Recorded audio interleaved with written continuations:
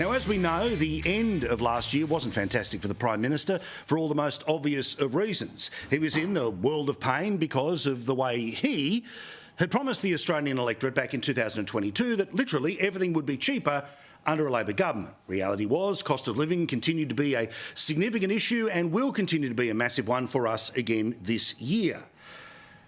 Now, of course, there was the Airbus Albo business where, despite the fact that they tried to carry the one and pretend this one didn't count, he was a Prime Minister who loved flying overseas on Toto One. Remember the nickname that he has given to the Prime Ministerial jet? And then there was, of course, $450 million being spent on a question that Australia didn't just answer no, it answered hell no on it when it comes to The Voice. But emblematic of this was that the Prime Minister, this was his true want for last year.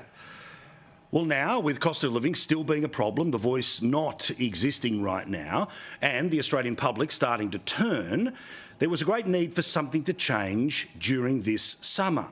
But of course, that hasn't happened. When it came to the polling couldn't have been clearer at the end of last year, and it's starting to show its head again at the start of this year, where voters were saying that everything was getting worse except the China relationship, and the Labor's primary vote, according to the latest YouGov poll at the end of last year, was the lowest since 1901. Yet the expectations are that because of the Teals, it would be very difficult for the Liberal Party to get anywhere near 76%. So the political debate about 2024 is about whether the government goes early for an election, like most first-term governments do, and as a result of that election, will it stay in a majority of just a couple of seats, or will it be forced into minority? If it is forced into a minority, then of course the tail that wags the dog, to continue the Toto metaphor here, is none other than the Teals and the Greens. But what about that reset? Not the great reset that they talk about over at Davos as they plan to meet again to tell us how the world should work, but the reset of a new calendar year. Moving into 2024, the expectations were that we'd forget all the problems of last year and everything would feel a whole lot better because we were now in a brand new year and there was a new focus and everyone wasn't as cranky as they were last time. Well, as you may have heard, a big poll, front page of the newspapers yesterday, showed that Australian voters say that Anthony Albanese is no help with the issue that remains the number one issue in the country, and that is cost of living. Now, I can't pretend that the monthly inflation rate has not gone down. Electricity and petrol still too high, but inflation is about where it was the best part of 2 years ago. But still, the reality of what the numbers tell us and what you are living is why these polls are the way that they are. With 51% of Australians saying that the country is headed in the wrong direction. That's the same findings that have been in places like the Turnbull Times via the Essential poll. 74% of people saying that cost of living is the number one issue. 81% of people saying that the government has not done enough about cost of living, despite the fact that they constantly tell us, oh, yes, we have, please believe us, yes, we have. 68% of people don't think anything's going to get better in the next 6 months either, and 51% of people have believed what we have said for 10 years, that the cost of transition to the new dream of green is going to increase their power bills.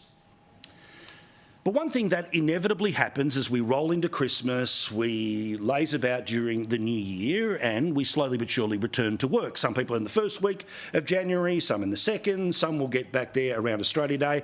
And of course, if you happen to be working in a university, you'll be back in March. But there is one thing that always happens, which is that governments love to roll out bad news when they hope no one is looking.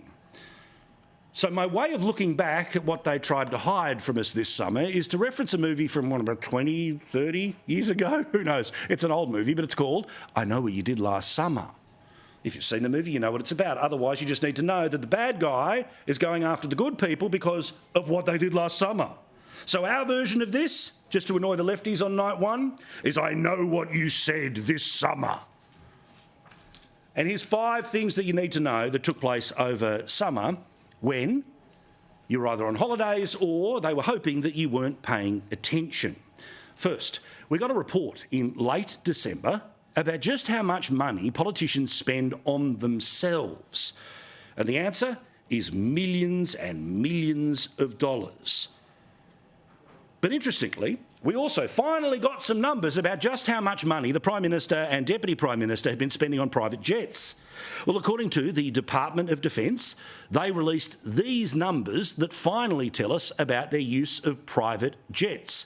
Now, they refer to it as a whole bunch of other things, but as for the cost of Airbus Albo, the Department of Defence has released politician spending on VIP flights, revealing that Anthony Albanese spent $3.3 million, count them, $3.3 million in the financial year that has just passed. But then, as we know, there's the frequent free flyer, Richard Marles. Now, Richard Marles represents the seat of Corio, that is in and around the area of Geelong.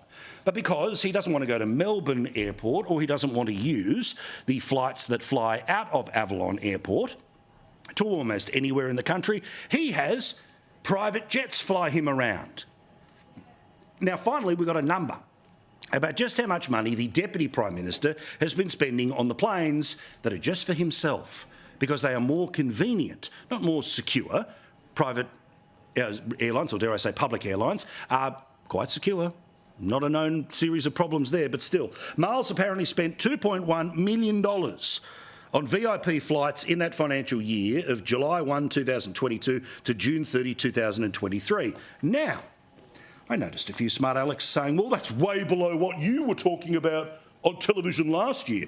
Yes, there of course was plenty of reporting that apparently the number was $3.6 million, but it now turns out that the reality of the final number is $2.1 million, as if that's magically better. Now remember, the Defence Minister has a right to a private jet to be able to fly to the places that are not serviced by commercial jets. He has the right to be able to do it for national security reasons, but the reality is that, as has been proven, many, if not most of his flights were actually out of Avalon, where he could have caught Jetstar, Virgin, Qantas, anything else, Bonza if he wanted to. But no, it wasn't as convenient for him. So he got the private jets, $2.1 million worth. Remember, all that information last year that they tried to say was national security, and that's why we couldn't possibly know about it. Well, it all finally came out, but it all came out while they hoped you were in the pool or hanging around a barbecue.